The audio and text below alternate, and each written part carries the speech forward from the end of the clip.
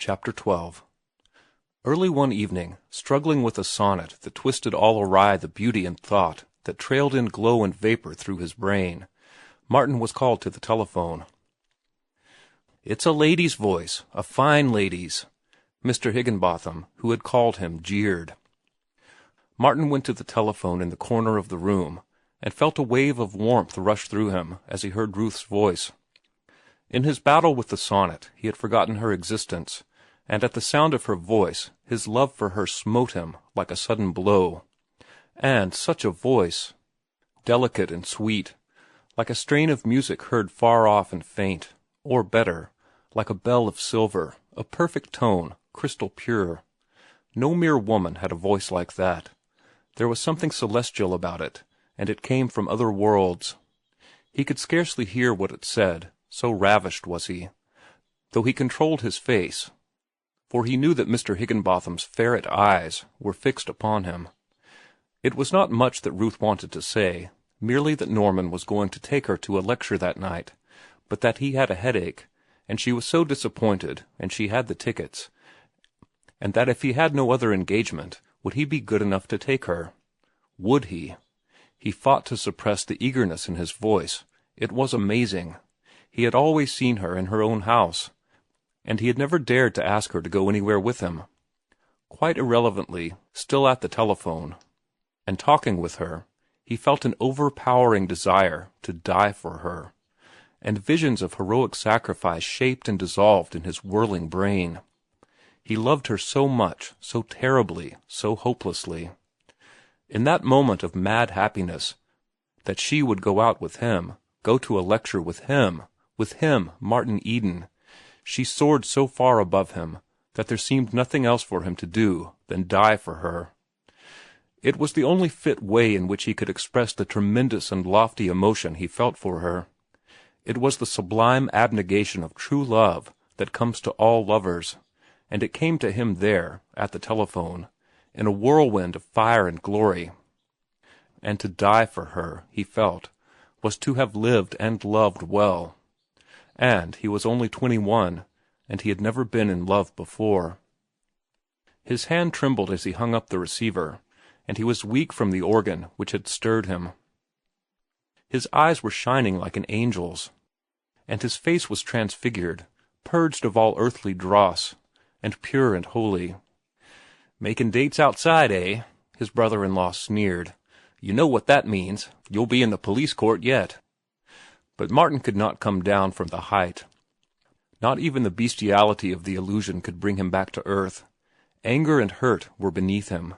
He had seen a great vision and was as a god, and he could feel only profound and awful pity for this maggot of a man. He did not look at him, and though his eyes passed over him, he did not see him, and as in a dream he passed out of the room to dress. It was not until he had reached his own room and was tying his necktie that he became aware of a sound that lingered unpleasantly in his ears. On investigating this sound, he identified it as the final snort of Bernard Higginbotham, which somehow had not penetrated to his brain before. As Ruth's front door closed behind him, and he came down the steps with her, he found himself greatly perturbed. It was not unalloyed bliss, taking her to the lecture. He did not know what he ought to do.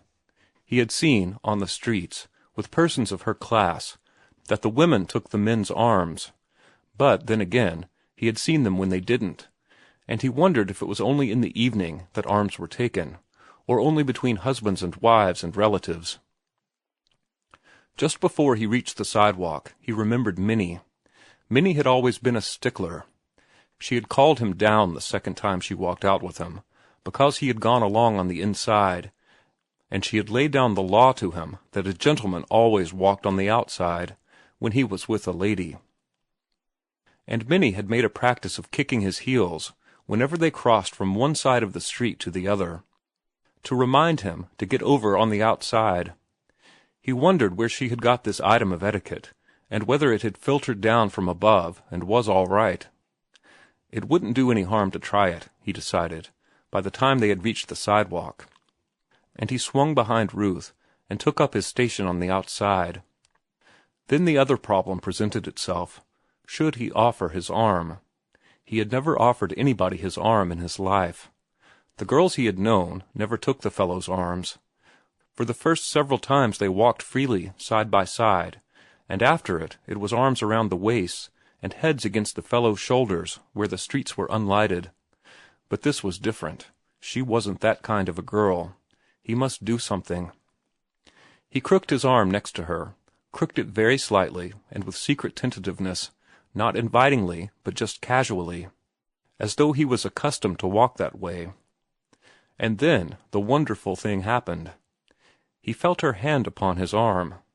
Delicious thrills ran through him at the contact, and for a few sweet moments it seemed that he had left the solid earth and was flying with her through the air. But he was soon back again, perturbed by a new complication. They were crossing the street. This would put him on the inside. He should be on the outside. Should he therefore drop her arm and change over? And if he did so, would he have to repeat the maneuver the next time, and the next? There was something wrong about it, and he resolved not to caper about and play the fool. Yet he was not satisfied with his conclusion, and when he found himself on the inside, he talked quickly and earnestly, making a show of being carried away by what he was saying, so that, in case he was wrong in not changing sides, his enthusiasm would seem the cause for his carelessness.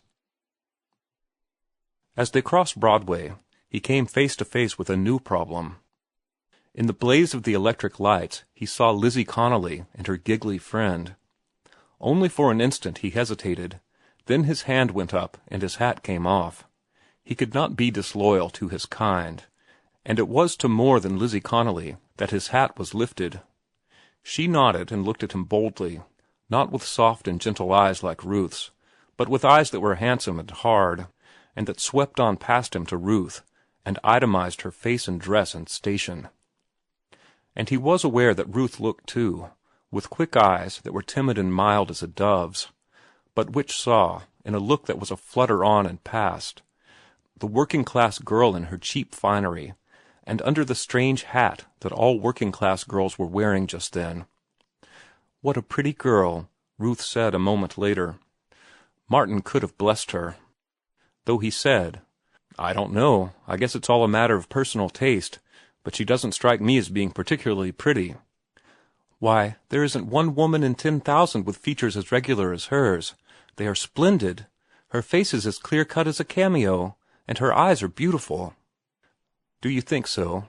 Martin queried absently, for to him there was only one beautiful woman in the world, and she was beside him, her hand upon his arm. "Do I think so?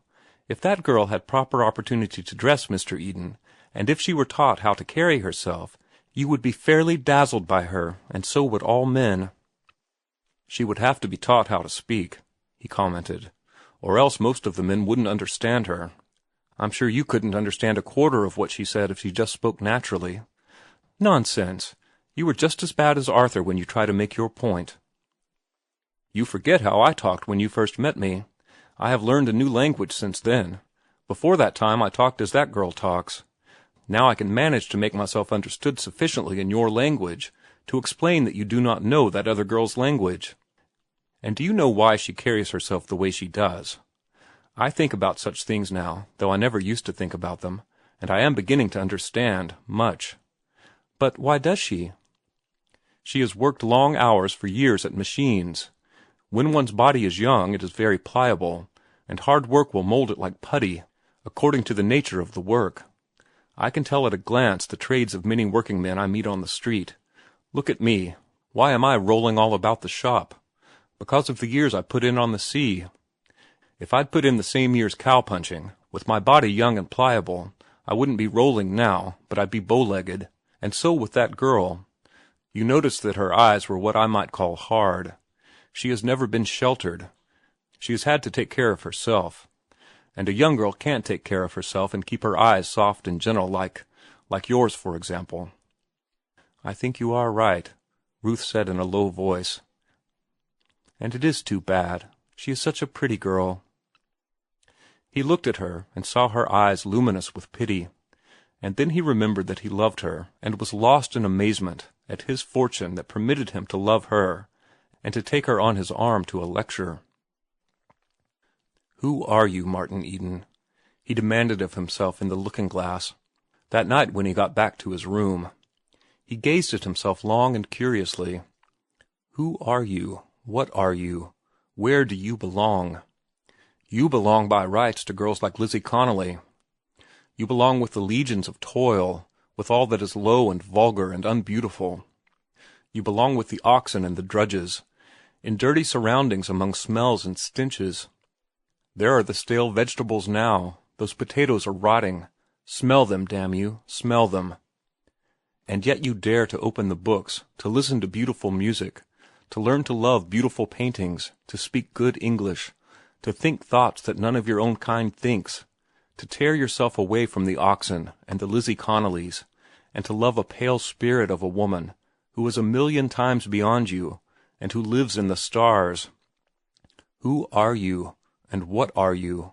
Damn you, and are you going to make good?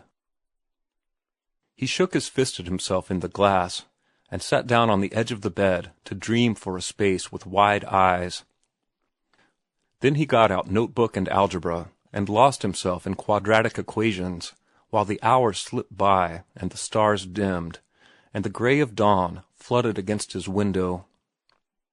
End of chapter 12.